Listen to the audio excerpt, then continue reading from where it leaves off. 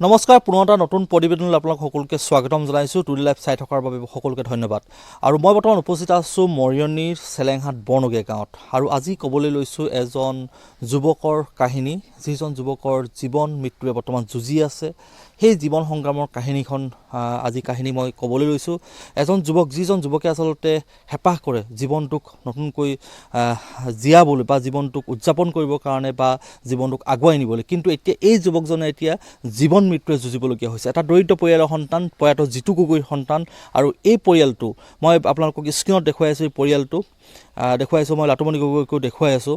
আচলতে এই যুৱকজন আজি কিছু মাহৰ পৰা এক দুৰাৰোগ্য ৰোগত আক্ৰান্ত হৈ আছে, যি বৃক্ক কিডনীৰ ৰোগত আক্ৰান্ত হৈ আছে। ইতিমধ্যে দুয়োটা কিডনীয়ে লাটুমণিৰ বেয়া হৈছে, অচল হৈ গৈছে। আৰু যাৰ কাৰণে চিকিৎসকে ইতিমধ্যে জানিবলৈ দিছে যে বৃক্ক ট্ৰেন্সপ্লেট কৰিব লাগিব। কিন্তু এতিয়া এই কথাষাৰে, চিকিৎসকৰ এই কথাষাৰে এতিয়া লাটুমণি পৰিয়ালটোৰ কাৰণে এতিয়া মূৰত সৰগ ভাগি পৰাৰ দৰে এক অৱস্থাৰ সৃষ্টি হৈছে। মই পৰিয়ালটোৰ লগত কথা পাতিম। আৰু এয়া মোৰ লগত আছে লাটুমণি গগৈ, লগতে মাতৃ উপস্থিত আছে। কিছু বছৰ পূৰ্বে পিতৃ ইতিমধ্যে এই সংসাৰৰ পৰা মেলানি মাগিছে। আৰু এনে সময়ত এতিয়া মূল উপাৰ্জনকাৰী আছিল লাটুমণি। আৰু লাটুমণিৰ এতিয়া এই অৱস্থাই আচলতে দুইটা কিডনীৰ বিকল হোৱাৰ যেতিয়া খবৰ লাভ কৰিলে, তাৰ পাছৰ পৰা এই পৰিয়ালটোৰ মাজলৈ দুৰ্যোগ নামি আহিলে। আৰু এতিয়া তেওঁলোকে কেনেদৰে জীৱন আগুৱাব বা লাটুমণিৰ ভৱিষ্যত কি হ'ব, এই গোটেই বিষয়টো আচলতে অনিশ্চয়তাৰ দিশে গতি কৰিছে। লাটুমণি জীয়াই থকাৰ খুব হেঁপাহ আছে, লাটুমণিয়ে কাম কৰাৰ খুব হেঁপাহ আছে, কিন্তু এতিয়া এই থমকি ৰ'বলগীয়া হৈছে। মই প্ৰথমতে মাতৃ আছে, মাতৃৰ লগত কথা পাতি ল'ম, তাৰপিছত মই লাটুমণিৰ কাষলৈ যাম। আপোনাৰ ল'ৰা এতিয়া খুব জটিল ৰোগত আক্ৰান্ত হৈ আছে, তাৰ দুইটা কিডনীয়ে বেয়া হৈছে। আপোনাৰ মানুহজনো ইতিমধ্যে মৃত্যু হৈছে। লাটুৱে মূল উপাৰ্জনকাৰী আছিলে ঘৰখনৰ। কেনেকৈ চলিছে এতিয়া ঘৰখন, আপোনালোকে কেনেকৈ চলে এতিয়া? চলানো কি, এতিয়া ধৰি লওক হাজিৰা কৰিলে ওলায়, বা এতিয়া অকণমান বাগান অকণমান আছিলে তেনেকৈও হেৰি কৰোঁ। এতিয়া পাতটো নাইকিয়া হ'ল, এতিয়া পাতটো দিবলৈ এতিয়া সেই বাগানৰ পইচাই সেই অহা যোৱা কৰিলোঁ। আৰু ৰিপৰ্ট কৰিবলৈ ধৰি লওক সেয়া পইচাই লওঁ, তেনেকৈ কৰিলোঁ। এতিয়া চিন্তাই হৈছে আৰু কৰিবলৈ তেনেকৈ। এতিয়া আকৌ ৰিপৰ্টৰ কাৰণে আকৌ 3 মাহৰ কাৰণে আকৌ আছেই দিয়ক কৰিবলৈ, এইবোৰ মাহে মাহে কৰি থাকিব লাগে নহয়। তেনেকৈ এতিয়া জটিল হৈছে অলপ। আৰু আপোনাৰ মানুহজন কিমান দিনৰ, মানে লাটুমণিৰ দেউতাক কিমান দিনৰ আগত ঢুকাইছে, কিমান দিন হ'ল ঢুকুৱা? এতিয়া 3 বছৰ নাই, 2 বছৰ হৈ গৈছে। 2 বছৰ হৈছে। আৰু তাৰ পাছৰ পৰাই লাটুমণি ঘৰখন চম্ভালিবলৈ হৈছিলে। তেতিয়াৰ পৰা তাৰমানে তাৰ বাপেক ঢুকোৱাৰ পাছতেই তাৰমানে 6 মাহ নহওঁতে গ'লহি বাহিৰলৈ। তাৰপৰা যাওঁতে তাৰপৰা সেই বাপেকৰ কাম কৰিবলৈ গৈছিলে বাৰু। তাৰপৰা তেনেকুৱাতে সেই বছৰেকীয়া হৈ গ'ল, হ'বলৈ হ'ল আৰু তেতিয়া গুচি আহিলেহি। তাৰপৰা আহিহে অকণমান আহি পানি সেই কৰি মেলি তাৰপৰা সেই থাকিলে মেলিলে, থাকিহে ওখহাৰ নিচিনা হৈ গ'ল পটককৈ। তাৰপৰা জণ্ডিছ বুলি ভাবিলোঁ আমি। তাৰপৰা ভাবিলত সেই দৰৱ পাতিও অকণমান খুৱাইছিলোঁ আৰু। তাৰপৰা ধেমাজিলৈ গ'ল, ধেমাজিলৈ গৈ পিনি সেই হেৰি কৰিলেগৈ, ডক্টৰক দেখুৱাই পিনি সেই তাৰপৰা ডিব্ৰুগড়লৈ হেৰি কৰি দিলে, ট্ৰেন্সফাৰ কৰিবলৈ বোলে হেৰি তাত দেখুৱাবলৈ ক'লে আৰু। তাৰপৰা দেখুৱালত ৰিপৰ্টত ওলালে তেনেকুৱা বোলে কিডনী হেৰি হৈছে। তাৰপৰা তেনেকুৱাত সি সেইফালে গ'লগৈ বাহিৰে বাহিৰে, মই এইফালৰ পৰা গ'লোঁ লগৰ এটা হেৰি লগত লৈ পিনি।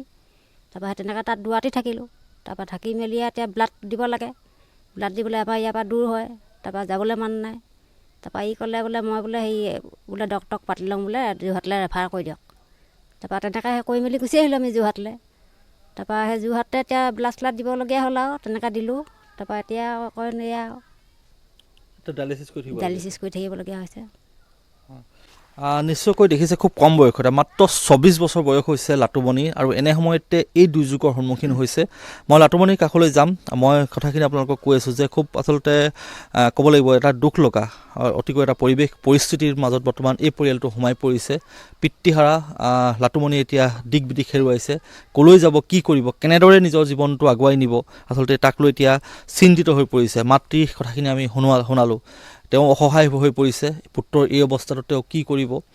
যি দুটকা পাইছে সেই দুটকাৰে আচলতে ইয়াৰ চিকিৎসা, লাটুমণিৰ চিকিৎসাৰ কাৰণে চেষ্টা কৰিছে।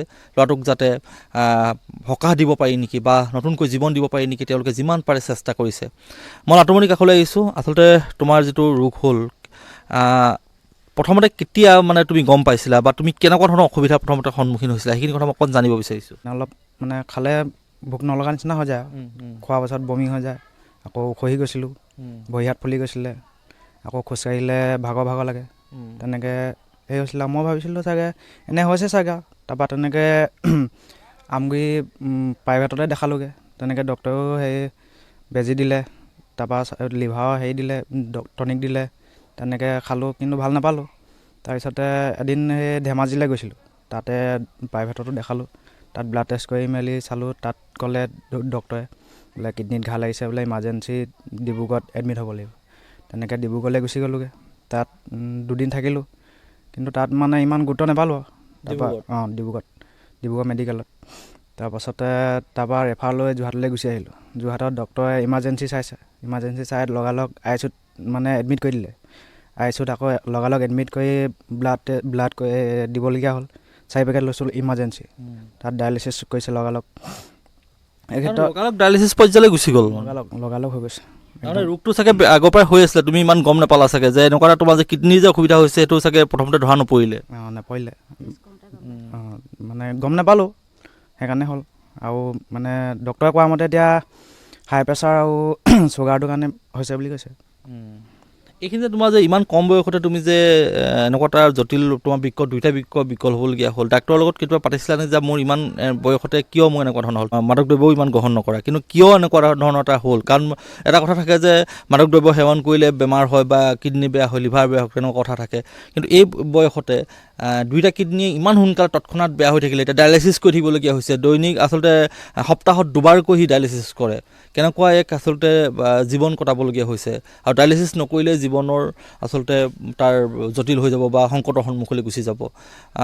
কি কাৰণে হৈছে বুলি ডাক্তৰে কিবা কৈছে নেকি, বা মানে কিয় হৈছে তোমাৰ এইটো, কিয় ইমান সোনকালে কিডনীটা বেয়া হ'ল বুলি কৈছে নেকি?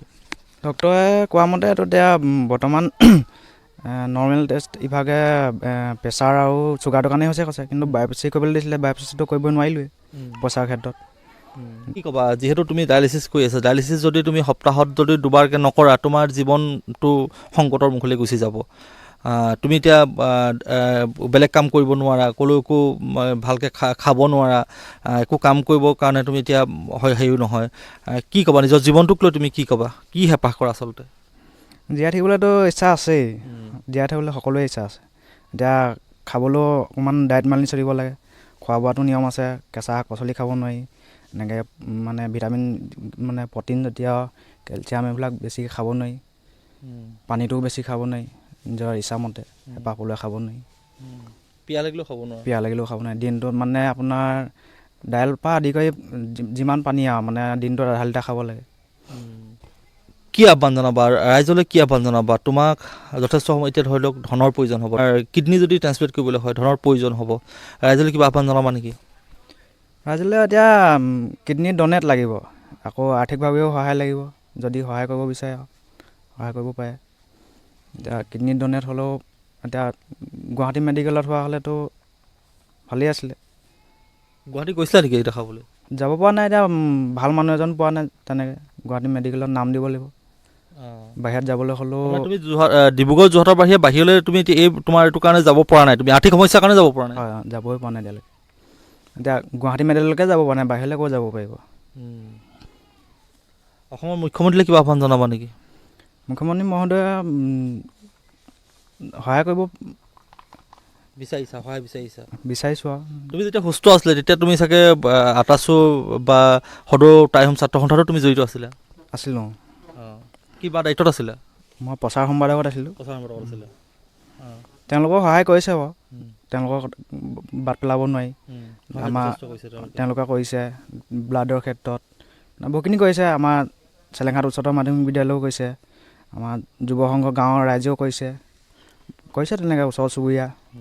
কিন্তু এতিয়া কিডনী যদি ট্ৰান্সপ্লেণ্টৰ ক্ষেত্ৰত যদি অলপ সহায় কৰি দিয়া, তেতিয়া সকলো যদি ৰাইজে, অসমবাসীয়ে যদি সহায় কৰে, ৰাইজে যদি কোনো হতাশাৰ লোকে বা হৃদয়বান লোকে যদি সহায় কৰে, তেতিয়াহ'লে তোমাৰ জীৱনটো আকৌ নতুনকৈ আৰম্ভ হ'ব। নিশ্চয়কৈ শুনিলে লাটুমণিৰ কথাখিনি। জীয়াই থকা খুব হেঁপাহ আছে, কিন্তু থমকি ৰ'বলগীয়া হৈছে। মই কৈছোঁ সি যোৰহাটৰ ডিব্ৰুগড়ৰ বাহিৰে আজিলৈকে গুৱাহাটীলৈ যাব পৰা নাই চিকিৎসাটোৰ ক্ষেত্ৰত। নিজৰ যিটো স্বাস্থ্য পৰীক্ষা কৰিব লাগে বা দেখুৱাব লাগে, চিকিৎসকৰ লগত কথা পাতিব লাগে, আৰ্থিক সমস্যাৰ বাবে এতিয়া গুৱাহাটীলৈও গৈ দেখাব পৰাৰ সক্ষমতাটো নাই।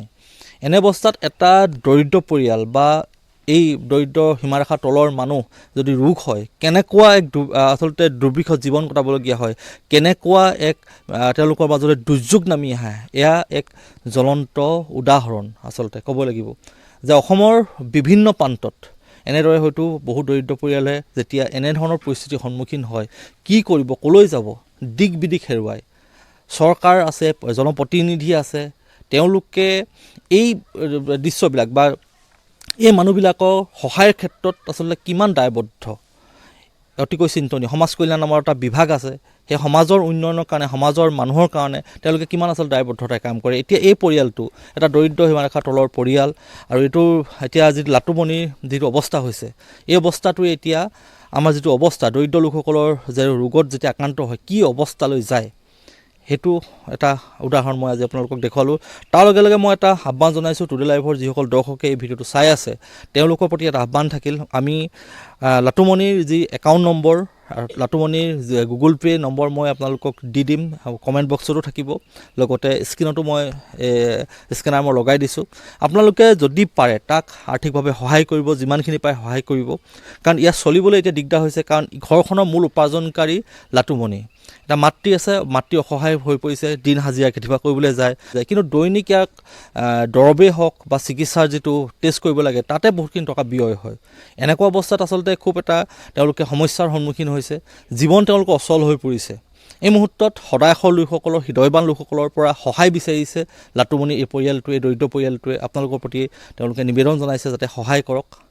যথেষ্টখিনি সহায় কৰিছে আমাৰ বৰ্ণগীয়া গাঁৱৰ যি জনসাধাৰণে সহায় কৰিছে, তাৰ সি অধ্যয়ন কৰা স্কুলখনে সহায় কৰিছে, তাই সময়ত যথেষ্টখিনি সহায় কৰিছে। যদি আমি সকলোৱে চেষ্টা কৰোঁ, যদি সমগ্ৰ অসমবাসীৰ পৰা যদি এটকাকৈ হ'লেও আমি যদি লাভ কৰোঁ, তেতিয়াহ'লে ই নতুনকৈ এটা জীৱন লাভ কৰিব, নতুনকৈ আৰম্ভ কৰিব পাৰিব নিজৰ জীৱনটো, আৰু উঠি অহা ল'ৰাটোৰ জীৱনটো আমি যাতে উজ্বলাই তুলিব পাৰোঁ বা জীয়াই ৰাখিব পাৰোঁ, তাৰ কাৰণে এটা চেষ্টা আমি কৰিব পাৰোঁ। সকলোৱে যদি এটকাকৈও দিয়ে তেতিয়াহ'লে যথেষ্টখিনি ধনৰ যোগাৰ হ'ব আৰু লাটুমণিয়ে এটা নতুন জীৱন লাভ কৰিব। ভিডিঅ'টো বনোৱাৰ উদ্দেশ্য সেই দুটাই আছিলে। এটা আছিলে যে এটা পৰিয়াল, যেতিয়া দৰিদ্ৰ এটা পৰিয়াল যেতিয়া ৰোগত আক্ৰান্ত হয়, কোনো এজন ব্যক্তি কি অৱস্থালৈ যাব পাৰে বা কি অৱস্থা হয়, সেই পৰিস্থিতিটো মই আপোনালোকক দেখুৱালোঁ। আৰু দ্বিতীয়তে মই জনাব বিচাৰিলোঁ আপোনালোকক যে লাটুমণিক এই পৰিয়ালটোক যাতে আপোনালোকে সহায় কৰক, এই দুটা উদ্দেশ্য লৈ মই ভিডিঅ'টো প্ৰস্তুত কৰিছোঁ। আপোনালোকৰ পৰা আশা কৰিছোঁ যাতে আপোনালোকে সহায় কৰে, লাটুমণিক নতুন এটা জীৱন দিয়ে, মানৱীয়তাৰ আপোনালোকে উদাহৰণ, মানৱতাৰ যিটো উদাহৰণ আপোনালোকে যাতে দাঙি ধৰে, তাৰ কাৰণে আপোনালোকক কাটৰ অনুৰোধ জনাইছোঁ। আৰু মই ভিডিঅ'টো ইমানতে সামৰণি মাৰিব বিচাৰিছোঁ, আৰু আপোনালোকে যিমান পাৰে ভিডিঅ'টো শ্বেয়াৰ কৰিব, আৰু মোৰ পেজ আমাৰ টুডে লাইভ 24 আপোনালোকে পেজটো ফ'ল' কৰি ৰাখিব। ভাল নতুন ভাল বাতৰি পাই থাকিবৰ কাৰণে, নতুন ব্ৰেকিং পাই থাকিবৰ কাৰণে আপোনালোকে পেজটো সদায় ফ'ল' কৰিবলৈ নাপাহৰিব। ধন্যবাদ।